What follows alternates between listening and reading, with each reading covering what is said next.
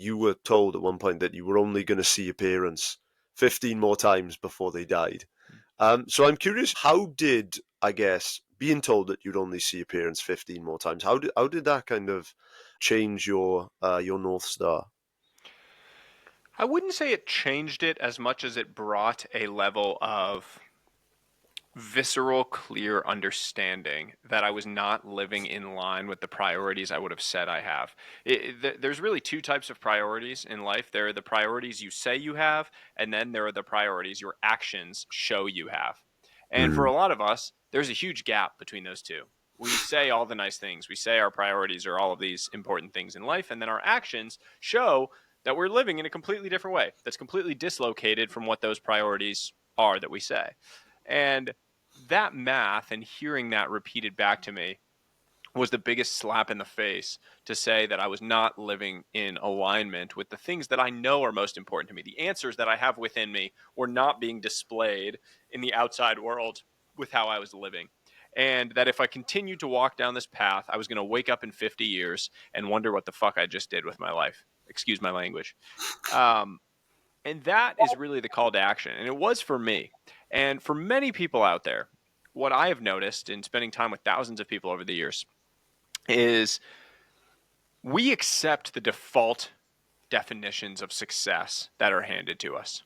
So many people, you just accept what the world hands you. And unfortunately, you will never feel successful unless you create your own definition of success. That is what this book is all about. It's not about me handing you the answers for how to live your life. It is all about finding what actually matters to you and then going and taking action to build your life around those things. Yeah, I actually did some reflecting on this when I read your book, because it's so easy for what our stated values to be as opposed to how we reveal them. And I was thinking about this because for the last year, 2 years, I've been so heavy on work. Yet, if you ask me, I would say my values are connection, curiosity, these things. But yet, my values that I'm revealing are it's work, it's work, it's work. And that cognitive dissonance, I thought, I need to actually think about this. And your book was really helpful in doing that. Yeah, I do think there's an overarching theme in the book, which is you already have these answers within you. You know the answers for your life. You know what path you want to follow. You know the things that matter to you. You know these things. You just haven't asked the right questions yet to reveal those answers. You haven't sat with the questions long enough. You haven't forced yourself to zoom out and really thought about these things so that you could go and act on them. And that is really what the book forces you to do in a lot of places. It actually forces you to sit with the questions long enough, discuss the questions with those around you long enough that you're able to come to the answers for yourself. Why seek questions and not just answers, not just write down answers? Why questions? My belief is that the greatest discoveries in life come not from finding the right answers, but from asking the right questions. Hmm. It is very difficult to pin down a specific answer that applies to your entire life. Um, It's much easier and more effective to focus on the questions and allow the answers to come to you with time. The reality is that your life has seasons. So, what you prioritize and focus on during any one season can change. So, your answers actually may shift. You may be really focused on financial wealth building in the first season of your life. You may want to build a financial foundation that you're able to compound and coast off of. I actually think that's a great focus for the early season of your life, but that will change. And that means that the answers change, but the questions are universal. The questions remain the same. And so the questions are universal. The answers and the lens and the frameworks and the way that you look at things will be entirely different across those two people, but the questions will be the same. You and me, we both just talked a little bit, but there about perhaps times in our lives where maybe we were playing the wrong game, or perhaps we were playing a short-term game that in the long term wouldn't have been conducive to having the right scorecard that we would want at the end of our lives. And this got me thinking, of course, about an idea that you describe in the book, which is, of course, the scoreboard problem. So I guess what does it mean to actually, I guess, play the wrong game in life? Because that seems like a potential tragedy. Yeah, it just means that the way that you are measuring your success is not actually conducive to winning the long term war. So, the way that I articulate this in the book is like there are battles and there are wars. And there's this concept of the Pyrrhic victory, which Mm. comes from history, and I break down the actual history of it. I won't bore you with it now. But basically, the idea is a Pyrrhic victory is when you win the battle, but it takes such a toll on you that you are going to lose the war. So it's a battle that comes at such a steep cost that you inevitably will lose the war. Many of us are marching toward a Pyrrhic victory in our life. You win the battle, meaning you make money, but you lose the war, which is happiness, fulfillment. It is a successful, happy, healthy, wealthy life. So that is what the broken scoreboard is leading you to. Because the scoreboard is so narrowly focused on the one thing, which is money, at the expense of everything else, which is the time, it's the relationships, it's the mental clarity, the purpose, it's the health. So if you focus on the one thing and that's how you measure your entire life, and then you narrowly hone in on that, all of these other areas can suffer without you really realizing it until it's too late. I experienced that in my own life. I lived that. I was marching on a path where I was getting all of the external affirmations of success. Things were going well. I was getting patted on the back. I was making money. I was getting promoted. And internally, a lot of things were suffering. I was, experiencing losses of relationships. You breakdown of my relationship with my parents, my sister, my wife and I were experiencing strain from struggling to conceive at the time. My health was suffering. I was drinking 7 nights a week, mental, physical. All of these other areas of my life were starting to show cracks. While on the surface, I was winning the game. If you had Mm. seen me, you would have been like, damn, he's killing it. But I was anything but. And if I had played that out, it would have wound up in a place where I really didn't want to end up. And so the idea then is how do we create a scoreboard that is actually conducive to winning the long-term war? We want to win the battles along the way. Don't get me wrong. I want to make money. I'm in a nice house right now. Like I like money. I'm not saying money is nothing. I'm simply saying money can't be the only thing. Money is a tool, but not the goal. And that is what this is all about. It's creating a new scoreboard because when you measure the right things, then you're able to make the right decisions. You're able to take the right actions. And when you do that, you achieve the right outcomes. I had a friend recently that told me that he had been applying for jobs because he wanted to get a pay rise, not a massive pay rise, but a pay rise. And he told me that he had had some success with a company that would basically result in a 1 hour commute each way. I said to him, when we run the math about what it would take for you to commute back and forth to lose 2 hours per day of your time when he was working from home, I said, I'm just not sure that actually adds up the toll that it takes on your relationships, etc., etc. And it reminds me of the quote, when a target becomes a measure, it ceases to be a good measure. And I think that sums up exactly what you just said. If we try to over optimize simply for how much money we make per year, what we cease in the meantime likely is going to come at costs across the scoreboard. Yeah, that's a beautiful quote. It's Goodhart's Law, I believe it's called. Marilyn Goodhart is the woman who formulated it. And I think it's Marilyn Goodhart. I hope I'm not getting the name wrong. Um, but yeah, it's the concept of like the Cobra effect, which is one of my absolute favorite things. If you've never come across it, the Cobra effect is like the Right. idea that uh, something that's designed to fix an area actually ends up making it worse. So like the story that it's based on is in India, the British put a Snakes. bounty on cobra heads. Yeah, yeah. They wanted to like reduce the cobra population. So they said like bring us cobra heads and we'll give you money. And so a bunch of smart people there started breeding cobras and then chopping off their heads and returning them to collect the bounties.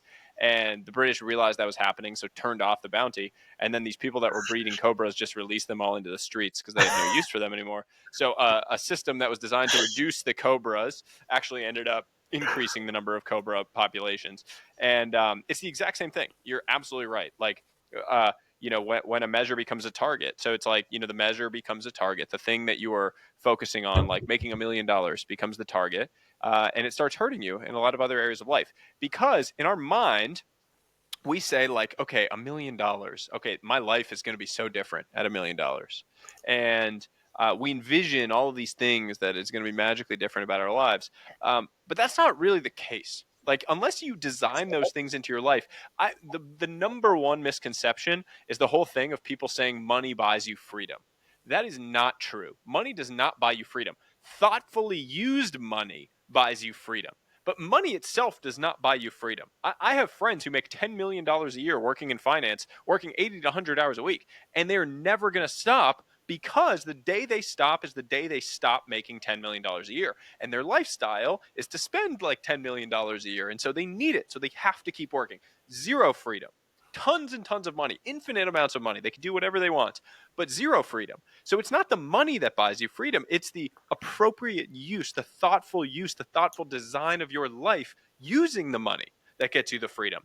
And so that's the whole concept that I'm trying to drill into people's heads here is like, life is filled with laters. You say, I'll spend more time with my kids later. I'll focus on my health later. I'll spend more time with my friends later. I'll find my purpose later. And the sad thing is that later just becomes another word for never, simply because those things will not exist in the same way later. Your kids will not be 5 years old later.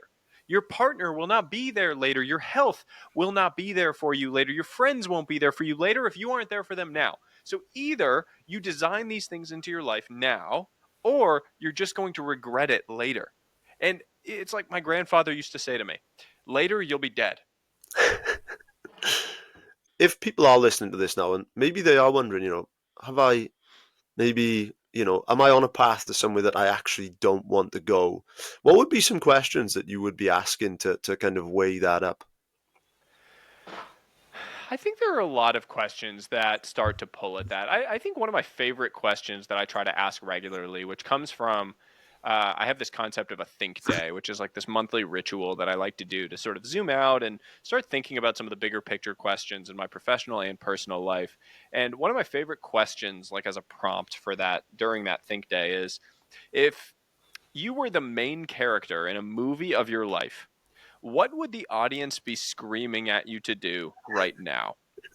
We've all sort of experienced that. Like, you go to a movie or watch a television show, and the main character is doing something, and you just want to jump through the screen and grab them and shake them and say, like, go chase the girl to the airport, or like, don't go down into that basement, whatever the thing is. You are that main character in a movie of your life, and the audience would be screaming something at you right now. What is it? What are they screaming at you? What is the blindingly obvious thing that you are not able to see because you're so zoomed into the details on a daily basis? And calling yourself out on that kind of stuff is really useful sometimes. I mean, we often say like you have to give yourself more grace. I agree. There are times to give yourself more grace. There are also times to hold yourself to the fire. And sometimes in life you need to hold yourself to the fire in order to create these sparks, in order to take tiny little actions to start making moves. You sum this up nicely in the book. There's a quote in there from Seneca, and it says, "There's no favorable wind for the sailor who doesn't know where to go." So if we are thinking, you know what, perhaps maybe I have been heading in the wrong direction, but I want to course correct, how do we start thinking about where I should be heading? Because that is perhaps one of the biggest questions that we could ask ourselves. I think that the first thing I would do is run this visualization exercise in my own life, which is, imagine your ideal day at age 80. Really, like, really deeply imagine it. Where you are, what you're doing, who you're with, how you feel, what you're thinking about. All of those things contribute to this idea of your ideal future. It is your north star. It is the true north that you are trying to march towards. You are trying to take actions today that are going to compound in your life in order to create that ideal future. And then ask yourself whether you are taking actions on a daily basis that are conducive to creating that end. Because what you find, I've asked thousands of people to do this visualization. Basically, everyone says some version of the same thing, which is these things that are in this book: time, people, purpose, and health, over and over again in some different variation or form. Money is sort of an enabler to some of that, but it's not ever the end in and of itself. Very few people say my ideal day at age 80 is like sitting on a private jet by myself, right? No one says that. It's always surrounded by people you love, free, thinking about interesting things, having a purpose and meaning, feeling healthy of body and mind. And so then it is, okay, if that's my true north, how do I need to change my actions today? How can I invest in those things in some tiny way to go and build that future? Um, and that's actually easier than you think, because the same way a financial investment, we know like $100 invested today will compound into the future. So does an investment in relationships. So does an investment in your health. So does an investment in your clarity of mind. All of these things stack and compound. And so a little bit invested today makes a big difference in the long run. Do you think that perhaps there's a difference between, I guess, how much we can realistically neglect, for instance, our career or our business, where, for instance, I imagine that, if I don't turn up to work for a little bit, yeah, it's not going to be great, but it's not going to be the end of the world. Where, as if in my relationships, if I suddenly, become a really nasty man or extremely neglectful, I imagine those things probably don't bounce back as quickly. Yeah, I think that it's an important point that you make, which is uh, I don't know if you've ever seen like the chart in Atomic Habits where he has like the 1% daily improvement. It goes Yeah. like this.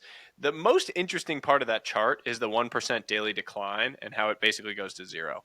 That is actually what most people are doing, right? Like you are not investing in these other areas, and it's not as though they just stay flat. They actually atrophy. So if you don't do anything for your health, and you're age 50 and you're 60 pounds overweight and have all these health issues, it's very hard at age 50 to walk back from that. It's so much easier to just start walking for 30 minutes a day when you're like 20s or 30s and make the progress that you want and stack it in a positive direction. It's so much easier to just send the one text to the friend to keep the few good relationships continuing to grow over your life. And if you don't, those things atrophy in a very major way. You either are getting better or you're getting worse. There's really no staying the same. Anything above zero compounds positively, but anything below zero is going to compound negatively. And so, I think it's true across all of these areas. I think that physical health is probably the one where you experience that the most, simply because the natural trend line is down as you get older. You're like your body is naturally dying every single day, and so you are fighting that to try to stay at a baseline in your physical health across your life. And the best you can hope to do is slow the decay that's happening over the course of your life. Um, Relationships are another big one, though. I mean, if you are not there in the moments when people need you, they will not be there for you down the line. And everyone wants that friend they can call at 3 in the morning. The friend they can call when their chips are down, when they're down and out, when they need support. Everyone wants that person. But the way you have that person is by being that person to someone else. There's no cheat codes to this stuff. There's no hacks. There's no like whatever that you want. 4 easy payments of 19.99 for getting the friends that you want, for getting the body you want. It just requires daily investment. How do you evaluate the people in your life? How do you assess or think about who you would want to be at the front row of your funeral? How do you think about that? I think that the biggest way to assess your current relationships, maybe I should say the best way, is really just to create like a very simple map of your relationships in your life. And I lay out the exercise in the book, and it's quite simple. It's a 2 by 2 grid. So think on the y-axis, you could have like frequency of interaction with the person from very little to a lot, and then on the x-axis, you could have the quality of that relationship from toxic on one end to supportive on the other end. You want to be able to map the people that are in your life that you're kind of interacting with on that, to understand like who are the people that are highly supportive and I'm seeing a lot, who are the people that are highly supportive that I'm not seeing enough, I should probably try to see them more, who are the people that are toxic that I'm seeing a lot, or ambivalent, somewhere in between that I'm seeing a lot, that I need to reduce the amount of exposure that I have to them. Creating a map of that is what allows you to then prioritize versus deprioritize relationships that are helping or harming your life overall. One of the things I took away from the book is that you seem to be quite concerned that it seems as if we're living in a very lonely time, a very anti-connection time. Was that something that you were kind of trying to convey in the book, and how concerned about that are you? I think this is one of the single greatest challenges facing human society over the next 100 years. Um, People are lonelier than ever before.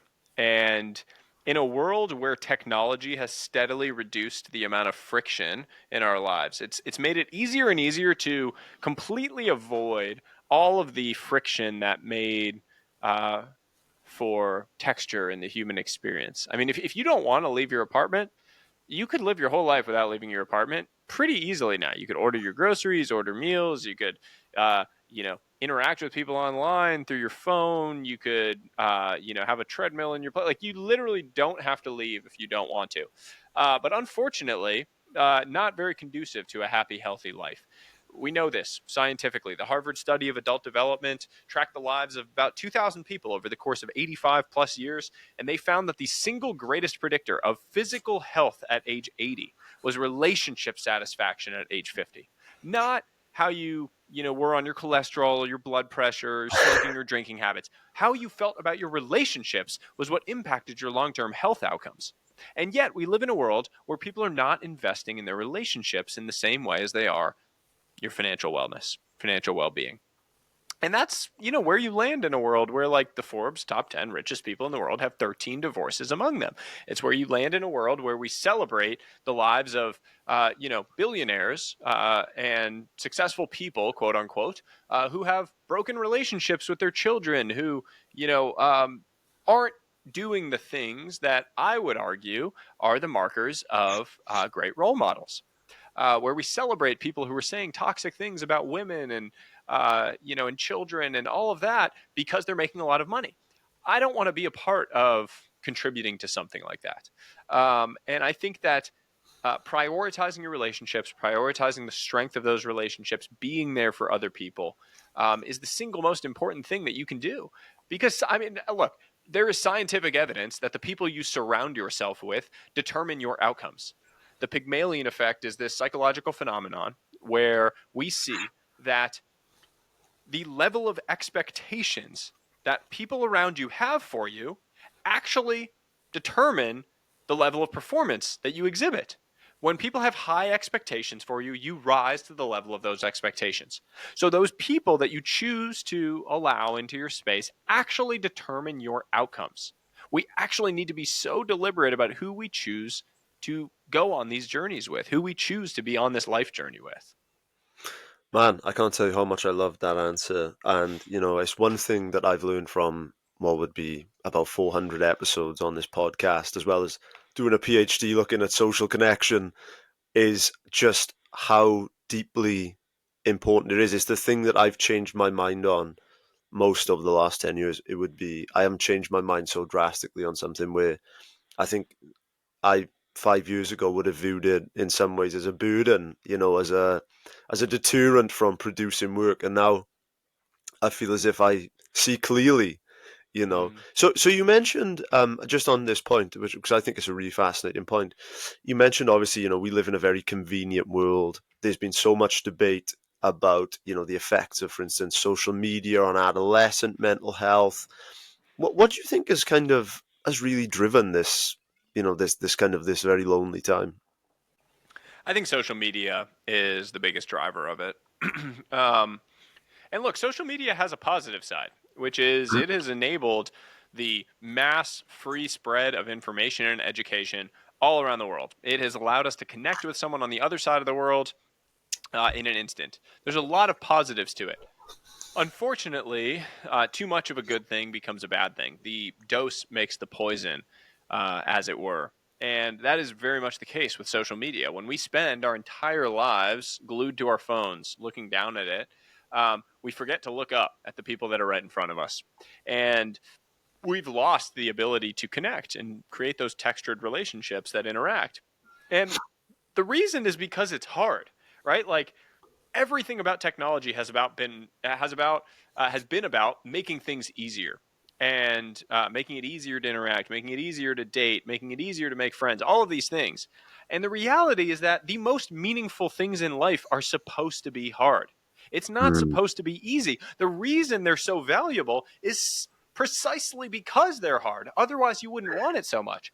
And so when we have a world where things are getting easier and easier, you no longer have to go up to a girl at a bar and risk getting rejected. You just get to swipe and get opt in prior to it. What happens to romantic relationships in the long run? You no longer have to go out and meet friends. You can just make friends on the internet. What happens to the depth of friendships when you don't actually have to be there for someone, when you don't have to sit with them when they get broken up with, when you don't have to sit with them when their company goes bankrupt? I don't know. What happens to the depth of relationships? Probably not good. So all of these things, I do just think that like now we're seeing more and more shocking stats about it. Jonathan Haidt has obviously done a great job bringing this to the light with the anxious generation, but like I recently saw a stat. Teenagers in the US are spending 70% less time in person with their friends than they were 2 decades ago. 70%. I mean, that's like shocking. I mean, I had to like reread it a few times. It's a crazy number. So what is the impact of that long term? It can't be good. I can't imagine there's a good impact. I think this brings us on to a really interesting point, because in your book you have a fantastic quiz for people listening now. If they go to the five is in the number typesofwealth.com/quiz and let us know what you scored, because I mentioned to you off here, I scored 77 in these different types of wealth, but my social was lacking. And this brings me on to a question about these different 5 types of wealth, and that is it possible to optimize them all at once? Do we do them at different times? How do you think about that? And by the way, wealthscorequiz.com, you'll also get to the same place. It might Amazing. just be easier for show notes version. And let us know in the comments. Let us know what you guys Yeah, score. We please want to do. see. And full disclosure, when I first did it, when I first created it in May of 2021, when I was making the big change in my life, I used it as my baseline, which is I think a smart way to do this, and I scored a 52. So that was what I was building off of. I think the last time I did it, I was an 87. So I've made a lot of progress, which is great. Amazing. Um, so optimize is a funny word. Optimize is a word that's been hijacked by the like biohacker generation of online perfection protocols around all of these areas. Optimize, I don't really know what that means. I think more about harmony. Like I want to live in harmony across these areas. And when I think of optimize, I think of, okay, I'm going to narrowly focus on one thing at the expense of everything else. That's not what I want to do. I want to build a life of macro level balance and harmony across all of this. And so, what it means to me and what I contemplate in the book is this idea of seasons. Your life has seasons. What you prioritize or focus on during any one season will change. You will have a season when you want to focus on building a financial foundation for the rest of your life. After that, you may have a season when you want to prioritize your relationship with your children. You may have a season when you want to rediscover your purpose. You may have a season of retirement. You may have a season of grief, divorce, any of these things. You will have seasons. And what you focus on or prioritize during any one season, where you pull on the different levers will change. But what the important thing is that you don't turn the other areas completely off. You continue to make the tiny daily investments that stack and compound the gains in your life in these other areas. And what that mindset shift is that your life does not exist on off switches. Your life exists on dimmer switches. So while one is turned way up, you can have the others turned down, but they should never be off. So your case here is that we don't want to necessarily let certain plates smash. We don't want our physical health or our mental health or our financial health or social health, etc., to completely smash. But perhaps maybe we want to slow down how quickly we're slowing the plate, whilst we, as you mentioned, go in on a season of maybe being really social or really going in all in on our financial health. Is that how I'm interpreting that? Exactly right. The idea of a dimmer switch is exactly that. And it goes back to this whole concept, which is that you can invest a tiny amount and compound positively. You don't need to, we ambitious people, and I'm guessing most of the listeners fall into this bucket if they're listening to a podcast like this about self improvement, is One of our tendencies that is very dangerous is that we allow optimal to get in the way of beneficial. So we say, oh, I don't have an hour to work out, so I'm just going to do nothing. Or I don't have 2 hours for deep work, so I'm just not going to do deep work. And that's really dangerous because it's fundamentally flawed and incorrect. Anything above zero compounds positively. Anything. So 15-minute walk is better than a nothing. A 30-minute deep work session is better than zero. Reminding yourself of that means that you can have the dimmer switch turned down. You can do the one little thing. You can send the text to a friend. You can do the 30-minute deep work session or the reading one book a month instead of one book a week. Whatever it is, the small amount that you were able to do on the turned down dimmer switch is always better than the flipped off switch. So remember that no matter what you're prioritizing or focusing on, you want to make sure that you're still doing the small daily things to invest in these other areas. One of the things that I found really impactful in your book was this idea of anti-goals.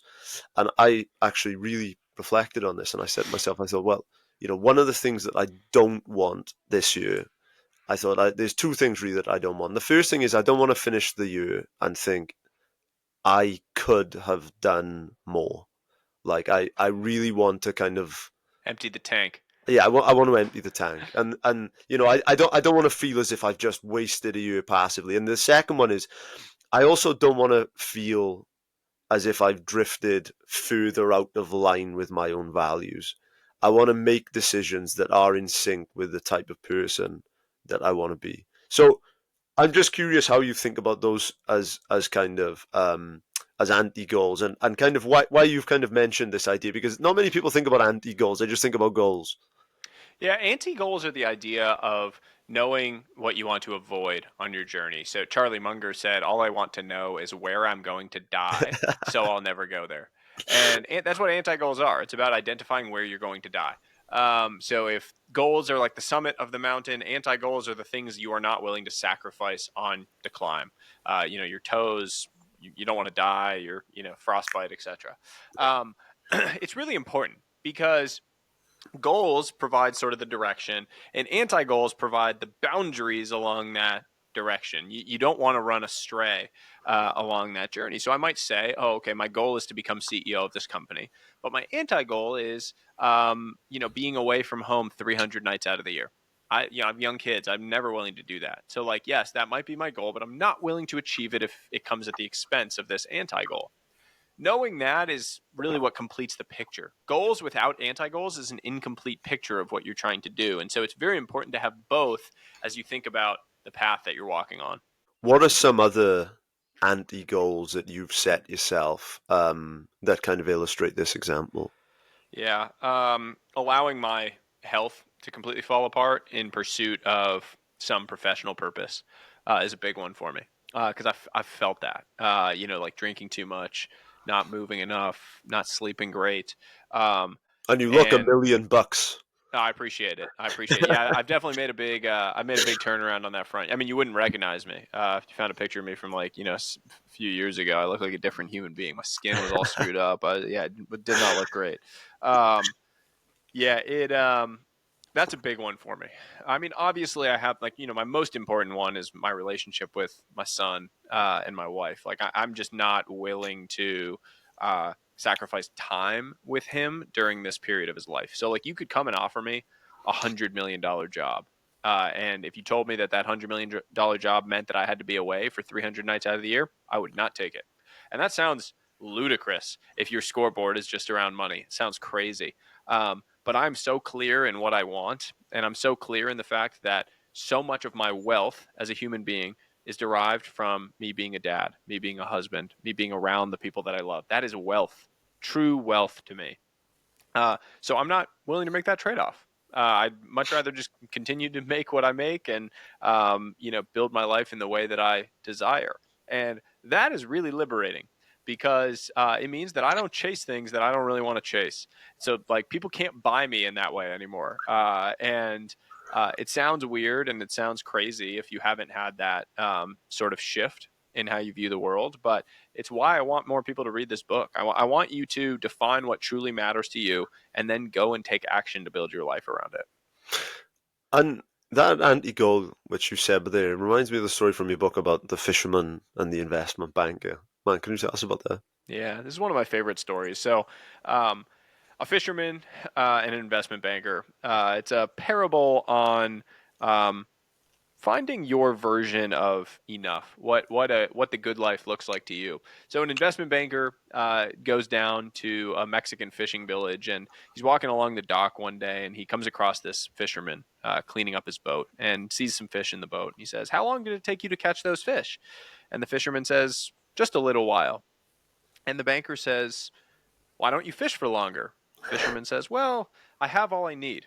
Every day I fish for a little while and I go home, have lunch, siesta with my family, drink wine with my wife, and then I go into town, play music, and laugh with my friends." And the banker is like, "You're doing this all wrong. Here, let me tell you what you should do. You should fish for longer so you can catch more fish. Once you catch more fish, you'll make more money. You can buy a second boat. Then those people can fish for more, and you can use that to buy another boat. Pretty soon, you'll have an entire fleet of boats. You can take the company public. You can move to the big city. You'll make millions." And the fisherman says, "And then what?" And the banker says, "Well, then you can move to a small town. You can fish for a little while, have lunch, take a siesta, spend time with your wife drinking wine, and then go into town and laugh with your friends." And the fisherman just kind of looks at him, smiles, and thanks him for the advice and walks off into the afternoon sun. And the whole story, people interpret it typically as saying that the banker is wrong and the fisherman is right. The reality is it's a little bit more nuanced. What it really says is that you need to define what matters to you. It may be that the banker defines value as building a big business, doing something that feels purposeful in that way. And the fisherman defines purpose around what he is doing currently. The point is, you have to decide for yourself and then go build your life around it. I think there's such a powerful word that you said, and I'm curious, what does the word enough mean to you? I think that enough is fundamentally everything that we're talking about here when it comes to building a life of wealth. Understanding your definition of enough, what that life actually looks like to you, that is how you step off this incessant blind chase for more. Um, that is how that you opt out from the default, how you create your own life by design, how you appreciate and have gratitude for the things that you have on a daily basis, rather than tying all of your happiness and fulfillment to some mountain that stands off in the distance. And that is one of the calls to action that I have in the book, is to define and really clearly envision what enough looks like to you. And when you do that, you start to live life differently. I love it. Well, I have a Catholic friend, and he was a big fan of a preacher called Forrest Church, and one of his mantras was, "Do what you can, want what you have, be who you are." And any time that I'm stuck in a dopamine filled cycle of just more and more, I want to do this, I want to do this, I say to myself, I've already achieved things that I told myself would make me happy, that these are the good old days. And I think that really kind of taps into what you said. Yeah, every single thing you want to do in life today is going to be on the other side of something challenging and something that you need to endure. And so you have to understand as you go along the way whether you are willing to pay those prices, whether you are willing to pay that cost of entry for that thing that you want in life, or if you are truly living your enough life already. If you're willing to, sacrifice that. And the thing that I always think here is like, it's okay to chase more. And that's great as long as it's grounded in something more meaningful than money. If you just chase more money for the sake of more money, you will end up miserable. I guarantee it. If you chase more grounded in your purpose, if you chase more grounded in more relationships, more health, those are all great pursuits. No one has ever, driven themselves off a cliff chasing something that they've truly felt in their heart was their purpose. The people that have made the most money in the world, it hasn't been because they were trying to make money. It was because they were grounded in something they loved, in their purpose. So that's the other piece to all of this, is like, it's okay to want more. Just make sure it's grounded in something more meaningful than money. You say in the book, money isn't nothing. It simply can't be the only thing. And I think that it's so easy to kind of talk about money and, for it to be such a name because it's such a kind of a tangible, it's a number. You make this much a year in comparison to your mental health, which exists on a continuum, or your relationship to your wife, which, can change every day depending on mood and whatnot. So I'm just curious, in terms of money, and if we really get into it, because I know you've studied this excessively, what does the literature actually show on, as my income rises this much, is it a case that my happiness is going to go to the moon? What is the actual truth there? Early in life and early on the curve, money buys happiness. Very clearly. See it across all the data. Very, very clear. Incremental unit of money equals incremental unit of happiness because it reduces fundamental burdens and stresses. You can pay for food, shelter, basic pleasures, vacations, take care of people around you. Very, very clear. Above some level, which that level gets debated a whole lot. It's Yeah. hard to place an average on it because it depends. If you live in London, it's a lot different than if you live out in the country in the middle of nowhere. But above a certain baseline level, which in the literature falls anywhere between like $100,000 a year and $500,000 a year, depending on where you live. Um, Above that level, it does not drive the same clear linear relationship. It starts to show diminishing returns.